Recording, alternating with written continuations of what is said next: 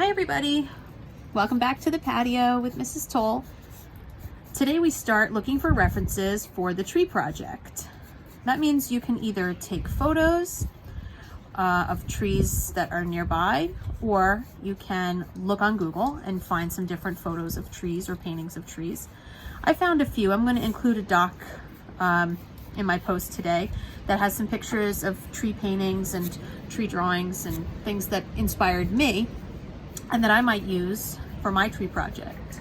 And I want you to send me at least 3 tree pictures that you thought were interesting, that you either found or took yourself, that you might use for the tree project. Now, how can you interpret it?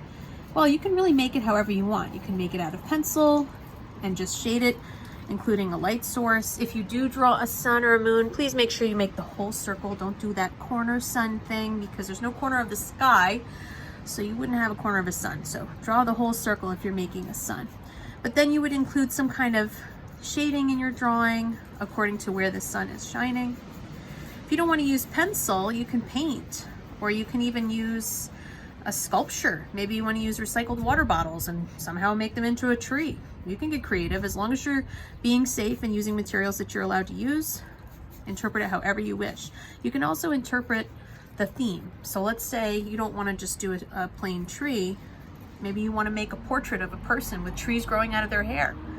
That's fine with me. You just have fun with it. Okay? So today we're just going to look for references. We're also going to remember that a tree is basically like the letter Y. So when you start with the trunk, you have 2 lines for the trunk, and then it's going to branch off into a Y. See how there's a Y right there? And then from there, it's going to branch off into a smaller Y. And from there, a smaller Y. That's really how trees kind of look, unless of course you're looking at an evergreen tree, in which case it kind of has a basic triangular shape. But I'm going to post some pictures of different projects that I'm working on that are along the theme of the tree project.